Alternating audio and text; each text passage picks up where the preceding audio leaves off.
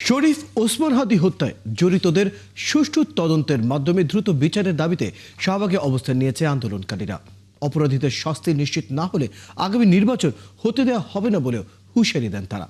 3 দিন বন্ধ থাকার পর আবারও শুরু হওয়া এই আন্দোলনে শাহবাগে জড়ো হয়েছেন কয়েকশো মানুষ। হত্যাকারীদের ধরতে ব্যর্থ সরকারকে দ্রুত সময়ের মধ্যে সিদ্ধান্ত জানানোর আহ্বান জানান তারা। অন্যথায় অনির্দিষ্টকালের জন্য এই কর্মসূচি চালিয়ে যাওয়ার ঘোষণা দেন তারা।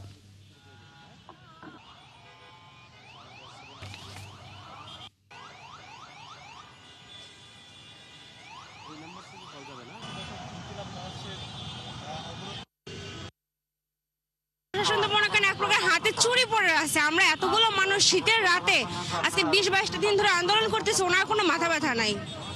আমাদের শহীদ ওসমান হাদি ভাই উনি কিন্তু বলে গেছিল যে অন্ততপক্ষে আমাদের খুনের বিচারটা করিয়েন। ভাই বোন হিসাবে আমরাও বিচার চাই। উনার বিচার যতক্ষণ না হবে, দরকার হলে আমরা সারা জীবন এই রাজপথে থেকে যাব, তাও ওনার বিচার হওয়া পর্যন্ত আমরা যাব না। আমরা সরকারের কাছে চাই যাতে এটার বিচার হোক। যে হত্যা করছে তাকে যেভাবে হোক এই সরকারের কাছে আমরা দাবি রাখি।